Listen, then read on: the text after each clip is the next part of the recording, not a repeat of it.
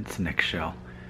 Okay, so it's Friday night at like 10:35 here in Nashville. Everyone's asleep and I'm about to go to bed. But it's always a good time to talk about hair loss, right?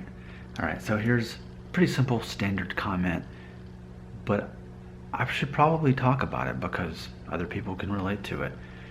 It was a video I made a while back called 2 Ways to Know If You Will Lose Your Hair. Someone who goes by the name of ITZ Alyo, let's go with that, had this to say. My dad is 52, full head of hair, perfect hairline. I don't think I'll lose my hair. What do you think? End quote. I would love to be Mr. Optimism. I would love that. I would love to give you hope. But because I'm an honest guy that tells people what they need to hear, not what they want to hear, as much as I care about you, ITZ, I gotta tell you my experience with this. Whether or not your dad has hair, or your mom's dad has hair, or somebody in your family has hair, it's not that simple. It's really not that simple. I mean, it's all speculation. But ultimately, what I've seen is I've seen no predictable pattern when it comes to genes and hair loss. I mean, I recently did a video last weekend showing family photo albums of the Italian side of my family. And I had this one great uncle who in his mid-50s had a hairline like this. And then I had another one who was completely bald and just had a big beard. And then my grandfather was in there, and you know, he was Norwood 3 like I was. So I ended up, for now, getting the Norwood 3, but I mean, that picture was taken when he was in his 50s. So by the time I'm there, I could be the guy with the completely bald head on top. And if you look at my dad, he's basically, I'm following in his steps. Maybe I'm 5 or 6 or 7 years behind where he was at my age, but still, I'm still following that. And even then, you don't know when it's going to stop as far as the hairline thing goes, or you don't know if it's suddenly just going to start thinning even though you get to keep your hairline.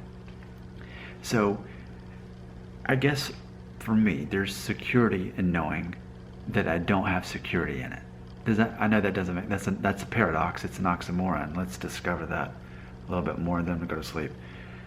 So the more you bank on thinking you've got this thing figured out with hair loss, like, hey, I'm probably going to be okay because of this, this, and this, that's probably when you're in the most dangerous situation. Because then you begin to think that way and expect that way.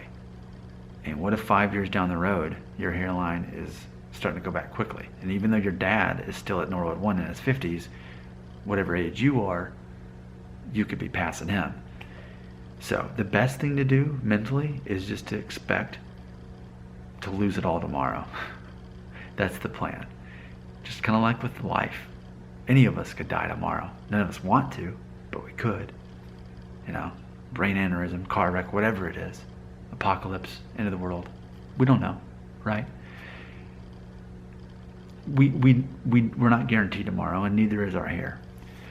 So the best thing you can do mentally to prepare for that is to not expect things are going to be okay with your hair. And I'm not being fatal, well, I probably am being fatalistic, but I'm not being negative. I don't want this to come across as me being negative. I'm actually being positive because I'm preparing you to expect the worst.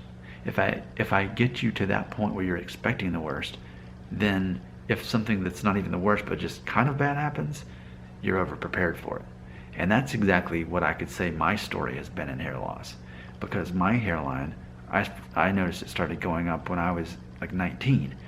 Well, here I am at 36 and I'm still at this point.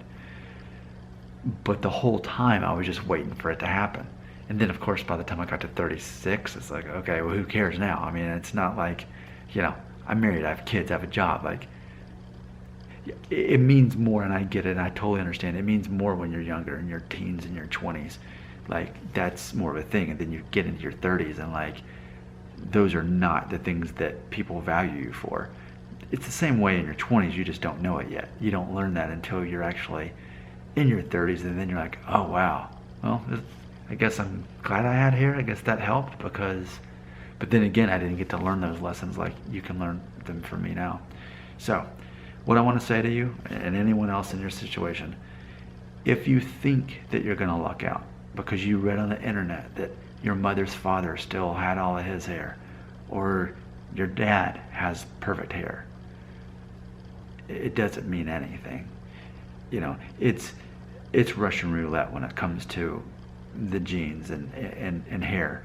I mean, yes, your hair loss is going to be based on your DNA code, whatever's in there, but it's not like a Xerox copy like your dad or your mom's dad.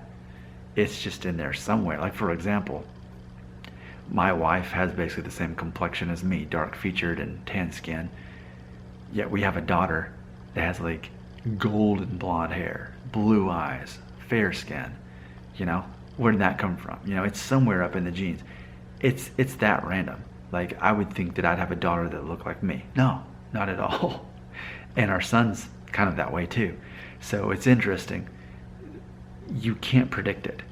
I think when you begin to try to predict what's going to happen to you based on your family tree, it actually makes life worse for you, because then you're more nerve-wracked. Like, oh no, like, I was expecting this thing, and this thing, it's got to happen. It's got to happen, right? Well, if you believe that, that's fine.